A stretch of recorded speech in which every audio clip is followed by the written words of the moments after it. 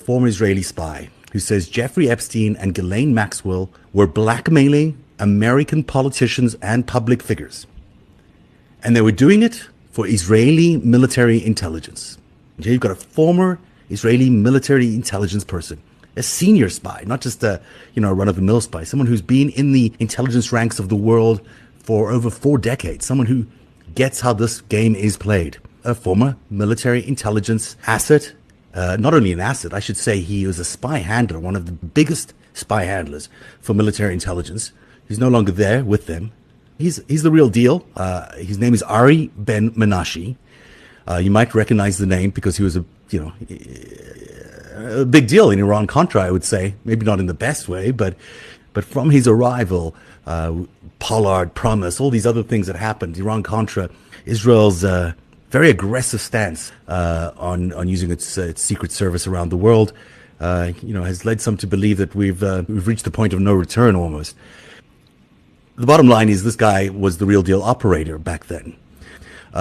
It's during that time, and we're talking about 1980, early 1980s, that he met Jeffrey Epstein. And he met Jeffrey Epstein because he was introduced to Jeffrey Epstein by Robert Maxwell. You maintain that it was your employer, Robert Maxwell, owner of the Daily Mirror. You say that he was an Israeli agent, and as was his daughter. He was not my employer. I would like to correct that. Okay. We worked together with him. And you say that his daughter, Ghislaine, also, though, worked for Israel, and it was Robert Maxwell who introduced Jeffrey Epstein to Ghislaine Maxwell way before the 1990s, as mainstream media is reporting. Correct.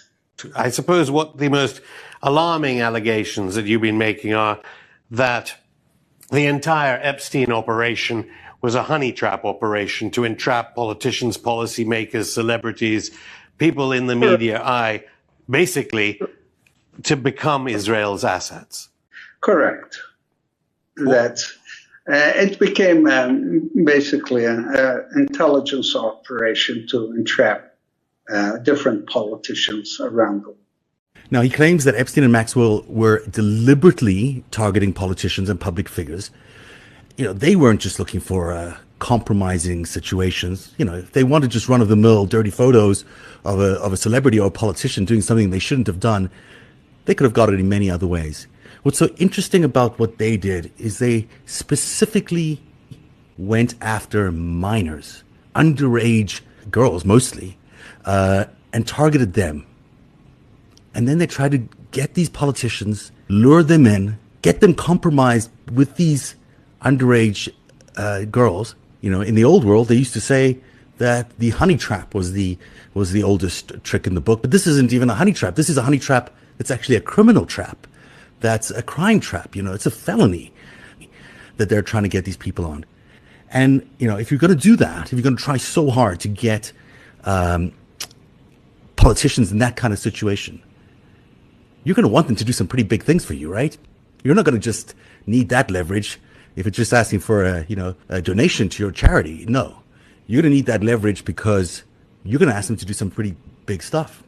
At least that's what you'd think would be happening. Otherwise, why would you spend the money? Why would you spend the time to pay for these girls, to go and find them, to discover them, to groom them? Why would you do that unless you had some big intention in mind? I would ask Mr. Dershowitz to also address the topic of Zev Shalev at Narrative, the Israeli-born former CBS News executive producer, and Whitney Webb, who have reported that Jeffrey Epstein was being run by Israeli military intelligence as disclosed by Ari Ben Menashe. We've been able to prove through multiple sources that Epstein is Israeli military intelligence. But, Alex Acosta was pretty clear when he was asked by the Trump transition team whether or not there would be any difficulty with his confirmation because of the Epstein case, because of what had happened in the Epstein case. He told them this.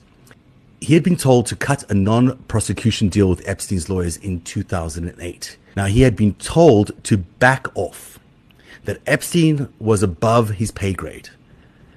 I was told Epstein belonged to intelligence and to leave it alone. To suggest even that Israel was behind Epstein's entire career. It was none other than Alex Acosta, Trump's now resigned labor secretary, who said when he was in charge of the plea deal over Epstein, he said he belonged to intelligence. What do you think Acosta meant by that? He said, it's not going to cause us problems because I was told to back off, that Epstein was above my pay grade, and that he's some sort of intelligence. Great. But when Trump's former labor secretary, Acosta, says he belonged to intelligence, you think he means Israeli intelligence, not U.S. intelligence? Correct. I think he meant Israeli intelligence. That's right. Epstein working for the Mossad. What intelligence agency would trust Jeffrey Epstein? But we know, I know, because we've been able to track this down, that Jeffrey Epstein was an agent for military intelligence in Israel. We know this. And when you look at that, it certainly lines up with what Mr. Acosta is telling the Trump transition team. He said they were intelligence and to leave him alone, and we know that Epstein was part of the intelligence community in Israel, part of military intelligence in Israel. Jeffrey Epstein and Ghislaine Maxwell traveled in the same high-profile social circles as lovers and later as boss and employee. Prosecutors say for at least a decade, while out of the spotlight, the pair trafficked and abused girls. And Ghislaine Maxwell may well have been, if you like, his handler in that operation. Ghislaine Maxwell is Jeffrey Epstein's handler for the Israeli Mossad. I don't believe she works for him. He works for her. I think Jeffrey Epstein was recruited and given a position to pretend to be a billionaire. Jeffrey Epstein has never been a billionaire. He's never made any business deals himself.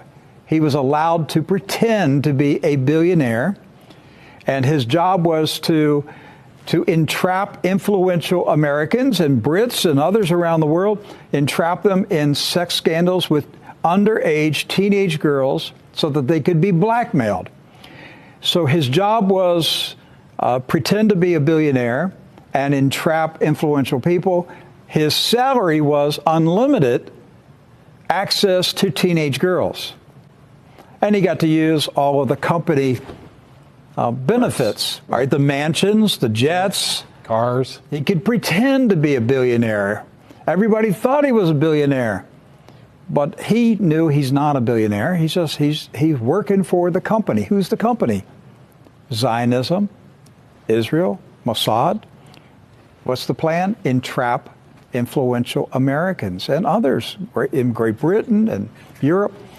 Many are saying that this may have been a front for some sort of blackmailing operation. Even one of Epstein's alleged victims, Victoria Jeffrey, one of his accusers, said this. She said he got girls for Epstein's friends and acquaintances. Epstein specifically told me that the reason for him doing this was that so they would, quote, owe him, and he would, quote, have something on them. So this is leading some to speculate that he may have been part of some bigger intelligence operation. I just couldn't believe it. I couldn't believe that even royalty were involved. In a 2015 affidavit, Giffrey claimed Epstein told her he set up his friends with minors so that they would owe him. They would be in his pocket and he would have something on them.